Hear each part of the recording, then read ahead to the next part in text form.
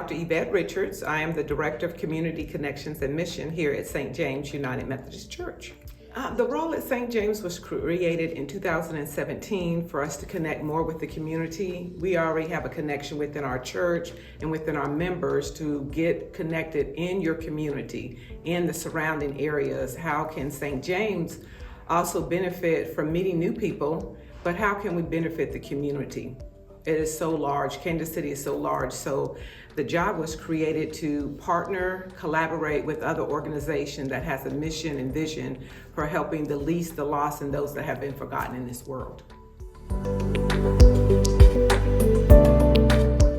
Blessing. I actually was served on a board for Center for Conflict Resolution, and I was talking to Maria North, and where she worked was like, hey, are you partnering with other people? And I said, absolutely, that's my role, that's my job. She says, well, I have a organization that I think it would be great for St. James.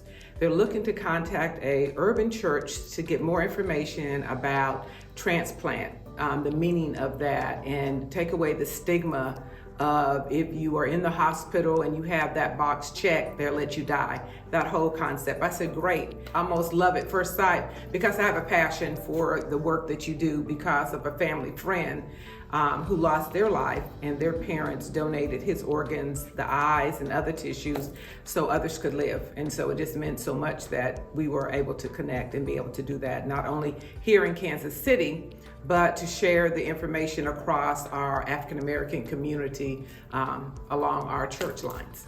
I love finding new partners and new ways to keep our congregation and our surrounding community educated.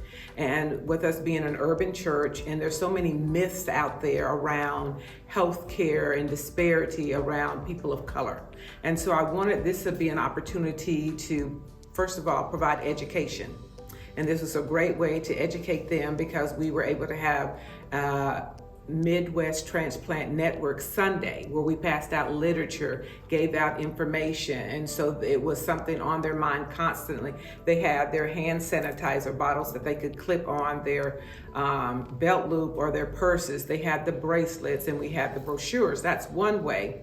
But then I thought, you know what, this is a way for people to really understand what families go through. And so many years ago, one of my nephews, David Richards IV, one of his best friends that he played baseball with ever since they were in Tiny Mites, whatever they call the Little League, Jamie Bynum, lost his life, and his parents decided to donate his organ and tissues. And so we have been following that, still family friends to this day, and seeing them at the Rose Bowl parade where they were featured on the cascade of roses, and his picture was in Floragram, and just the amazement on how it continues life.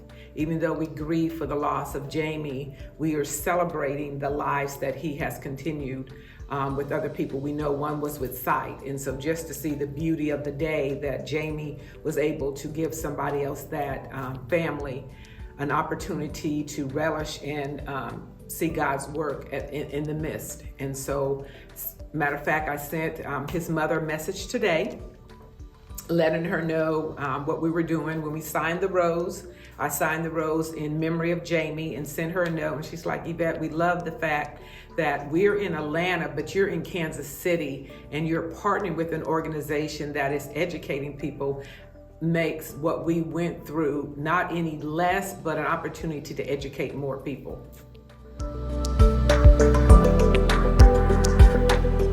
So it's just knowing that a family is so grieving, but on the other side, there's a family of hope, a family waiting to get that news that unfortunately God has called someone home, but God is also giving new life, new breath, new opportunities. And so if you have the opportunity to have it in your heart and through prayer to know that if you mark yes, that they're not going to let you die. They're going to do everything to save your life. But if it's your time and you're called by God, that you have an opportunity to extend your life on earth by sharing it with someone else, whether it's heart, whether it's the eyes, whatever organs that you have that are not damaged, just know that your life is saving another's life. And that is what God asks us to do when we lay down our life for a friend. And this is one way that you can do that.